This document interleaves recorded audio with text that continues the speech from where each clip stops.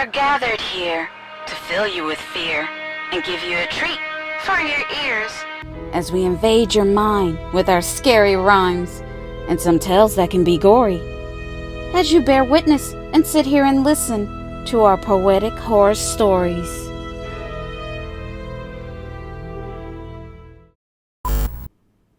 They say death is the final silence, but they're wrong. Death is the first breath of a new kind of noise. It's a scraping, a whisper, a persistent cold awareness. Hello, my name is Terry. I'm a mortician. I'm the manager of the Cypress Funeral Home, and I've worked here for 25 years. Funeral homes don't just hold the dead. It also holds their unfinished stories.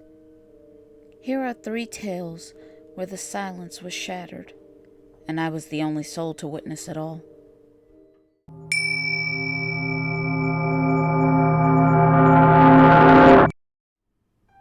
The cadaver lying on my table was Mr. Thorne. He was 92 years old, and he died quietly, peaceful, at home in his sleep. I started my standard procedure. Mr. Thorne was laid out on the table, and I started my preparatory workflow protocol. I was alone in the funeral home, by myself, on my own. It was late at night, and the operating room was humming with the low thrum of the ventilation of the air conditioner. Suddenly, I noticed something unsettling about Mr. Thorne's right eye. It had rolled back slightly, and it felt resistant, like there was a lingering tension. I closed it, used the necessary tools, and started setting his features. For a moment, everything was going perfect. I stepped away for a couple of minutes to fetch a specific chemical from the cabinet in the far corner. When I turned back, Mr. Thorne's right eye was open once again, and it was not just slightly ajar. It was wide open. He was just staring. But it wasn't a biological reflex. His eyelid looked deliberately retracted. His eye was fixed on the single, bare fluorescent light bulb from the table, which had begun to flicker rhythmically, like a silent metronome. I tried my best to close it again. I pressed gently, then firmly. His eyelid felt rubbery, cool, and it refused to budge. I could feel my own heart hammering against my ribs. I had to use an eye cap, a dome of plastic, to keep the lid down. But as I worked, I felt the phantom pressure of that unblinking gaze following my every move. When I finished and sealed the casket, I paused. I could swear I heard a faint, shallow intake of breath inside the mahogany box.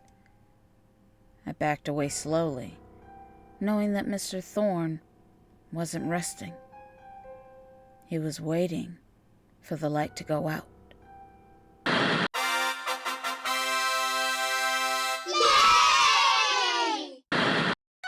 Hello, P.H.S. crew. We have a question for you.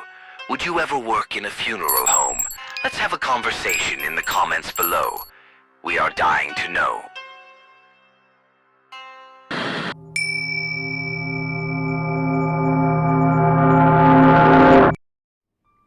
I have to admit, paperwork is the worst part of this job. It was 3 a.m., and I was in the office next to the chapel, reviewing liability forms. The only sound was from my pen, me writing, and the distant groan of the old building settling into its foundation. Suddenly, I heard music. Faint, tinny, and slightly distorted, like a worn-out needle skipping on a record that had scratched. It was coming from my viewing room, which was locked and empty. It sounded like an old, melancholic waltz. I stood up, walked to the room, and unlocked the door, The moment the brass knob turned, the music ceased. Everything went dead silent. I flipped on the light switch, but the room was empty. No caskets, no flowers, just rows of velvet-backed chairs. I closed and locked the door again. I dismissed it as fatigue, that I was just hearing things. I returned to my desk, picked up my pen, and then the music started again. But it was closer, clearer, and much darker. This time, it wasn't a waltz. It was a horrifying sound.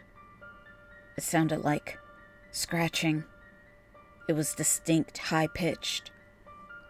The noise sounded like fingernails being dragged across high-gloss wood, like someone desperately trying to claw their way out. The sound originated directly on the other side of my wall. I threw the door open, and there, sitting in the center of the empty hall, was a recently prepared casket belonging to a young man who had died in a sudden accident. The lid was pristine, except for a set of shallow, freshly etched lines scoring the dark mahogany lacquer. I just stood there for a minute. I was stuck and couldn't move due to fear. I was truly scared. But I take this as a sign for me to leave. So, I quickly grabbed my things and I left. I even refused to look back, because I didn't want to see what was inside that casket.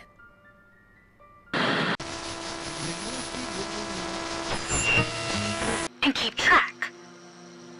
But I was surprised when I saw a face. I was taken aback.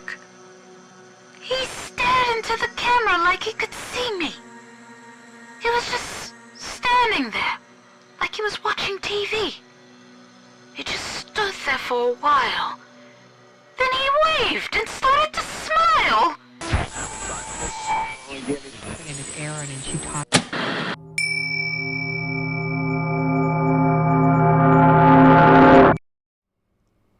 Mrs. Viridian was notorious in life for two things: her immense wealth and her profound, almost paranoid, possessiveness over her belongings. She even died clutching a small, intricately carved jade dragon pendant. Mrs. Viridian's will was clear. The dragon went with her to the grave. It was to be placed inside the lining of her casket before closing. I performed the task myself. I gently tucked the cool, smooth jade into the satin lining, right over where her heart would be. I took a photo for the family, closed the lid, and locked the vault door for the night. The next morning, when the family arrived for a private viewing, I went to retrieve the casket from the vault, and I noticed something immediately. The small brass hook on the outside of the heavy steel vault door. The hook, where I hung my preparation room key, was swaying slightly. And next to my key was Mrs. Viridian's jade dragon pendant. But how could that be? I feel like I'm going crazy. I was alone and the vault had been triple locked, and I had the only key. There was no way to open the casket without the key or a wrench. I quickly grabbed the pendant, shoved it deep into my pocket, and then I retrieved the casket, like nothing was amiss. I unlocked the casket lid in the viewing room. The impression in the satin lining where the dragon had rested was still perfectly preserved. But I managed to sneak the jade dragon back into the lining just before the family entered. But the pendant left a small smudge of green liquid on the palm of my hand. It smelled faintly metallic and sweet, like the formaldehyde I used in my preparation room. I'm not sure how the jade dragon pendant ends up in my prep room. I really don't have any answers. I don't have any clue. We hope you enjoyed these 3 funeral home scary stories. If you did enjoy it, then please like, share, and comment to let us know. And if you're new, please subscribe and become a part of the PHS crew. And since you made it this far, then why don't you click on the iCard? We have many original horror stories and deep dives you will enjoy. We appreciate and thank you all, and we will see you in our next video.